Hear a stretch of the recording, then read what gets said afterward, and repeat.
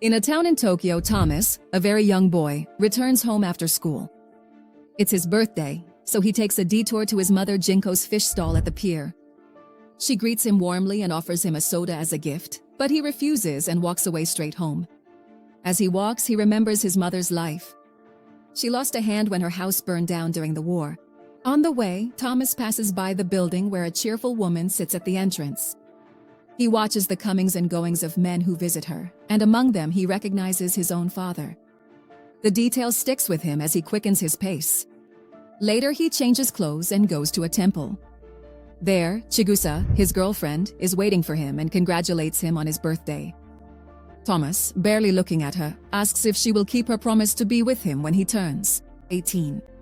She nods and suggests a motel, but he refuses. He says there's no difference between that and the temple's storage rooms. They go to one of those storage rooms and get ready for their first time together, although it's only Thomas's first time, since Chigusa already has experience. When they're done, Thomas remains motionless, deep in thought. He realizes that in intimacy he resembles his father more than he'd like. Chigusa replies that it's not the same because he doesn't hit her. Even so, he's troubled by the possibility of a pregnancy and reminds Chigusa not to forget to take the pill. They leave the temple and walk toward a bridge over the village lake. The lake only has water during the rainy season. In the dry season, people cross it on foot, throw trash, and pollute the marine animals. For Thomas's family, who make their living from fishing, that's a misfortune that weighs on every sail. He invites Chigusa to have dinner at his house, but she declines, saying she's tired, and that she was hurt during intimacy. Her words confuse and hurt him, and he doesn't understand what he did wrong. Thomas returns home. He finds his father, Madoka, lying on the sofa, while his new partner, Tokoto, prepares dinner. She asks him if he was with Chigusa, having heard rumors about their relationship, and Madoka mocks his son with a grimace that drives him to lock himself in his room. Shortly after, his father gets up, puts on a shirt, and goes out to run an errand that will keep him out until late. Thomas suspects he's going to see the woman of easy virtue, and the suspicion becomes yet another burden. Meanwhile, Tokoto gets ready for work. Before leaving, she gives Thomas a birthday cake. He is surprised that such a kind woman has been involved with his father for a year. He considers her naive for allowing him to hit her in private, to the point where she shows up with black eyes that she has to cover with makeup in order to work at a bar.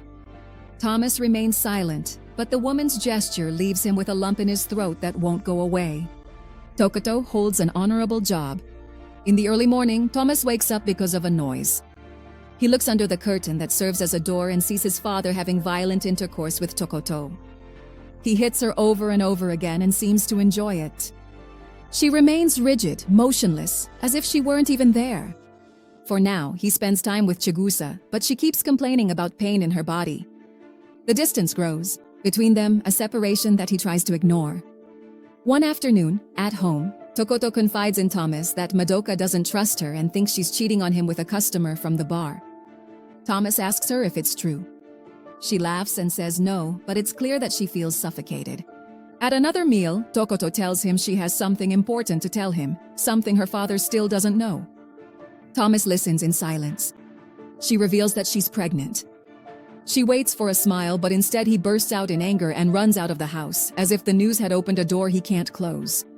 He calls Chigusa and they meet at the temple. He wants to calm his rage through the body. Chigusa notices his strange behavior and says that his gaze frightens her. Thomas grabs her hair and asks if she would like to get pregnant. She becomes alarmed. She struggles to escape. Blinded. He grabs her by the neck and strangles her, but suddenly realizes what he's doing and loosens his grip. Chigusa pushes him away and flees, leaving him with open hands and guilt throbbing on his skin. That same day, Thomas visits his mother while she washes her robotic hand, a piece with sharp claws that she hides under a leather glove. She offers him fish and a soda. Looking at him closely, Jinko comments that he has the same frightening look as his father. Thomas rubs his face and forces another expression. He tells her that Tokoto is pregnant, and Jinko responds that it's tragic news. Madoka doesn't deserve to have more than one child. It's already terrible that he shares those genes. She says the only positive thing is that Tokoto won't be beaten during her pregnancy, like she was when she was expecting Thomas. She confesses that when he was born, she thought about running away with her baby, but realizes now that she was naive. Madoka is ruthless and has contacts everywhere. She can't even live with her son, and the revelation weighs on her like a sentence. A few weeks go by. Thomas wants to contact Chigusa. His desire overwhelms him, but she refuses to see him. One morning when Madoka isn't there, Tokoto confesses to Thomas that she's going to run away. She says she shouldn't tell him, but feels that because of how good he's been, the right thing to do is to say goodbye. Left alone, Thomas becomes upset when he realizes he will never see her again. His fantasy with his father's wife becomes impossible. He wants to calm his anger through intimacy. Since Chigusa doesn't want to, he decides to go to the woman from the pleasure district to satisfy his desire, with or without violence. A few days later, Tokoto packs her bags and leaves, never to return. One rainy afternoon, Madoka comes home, throws herself on the floor, and tells Thomas that the woman from the pleasure district said he visited her and pulled her hair. Laughing, she asks if he enjoyed hitting her, because she claims that violence makes men like them feel good, and that without violence, the act loses something.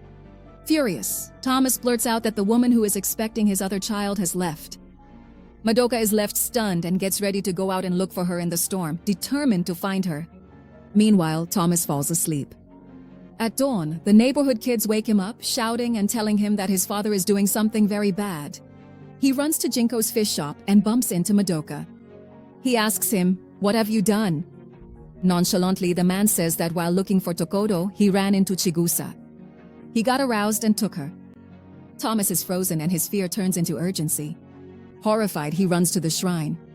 He finds Chigusa on the floor of the storeroom, her clothes torn and her body covered in bruises from Madoka's blows. Filled with helplessness, he swears he will kill his father. But first, he picks up the girl and tries to take her somewhere safe. He carries her to the fish shop so his mother can take care of her. Meanwhile, he tries to decide what to do with his rage. When they arrive, Jinko hears what happened and makes it clear that she doesn't want her son to commit a crime. Thomas trembles, but the tension doesn't subside and words aren't enough to contain the urge. Even so, Jinko doesn't give up on revenge. She says she'll take care of Madoka herself. Thomas watches her grab a knife and leave without looking back. He tries to follow her, desperate, but Chigusa holds him back with the strength she has left. Thomas manages to break free and runs after them. He sees them in the distance. They're struggling by the lake, in the mud and dampness. In the scuffle, Jinko loses the knife and also her glove, exposing her robotic hand. With determination, she drives her bionic hand into her ex-husband's stomach. Madoka is mortally wounded and sinks into the lake, the silent surface swallowing the last trace of his breath.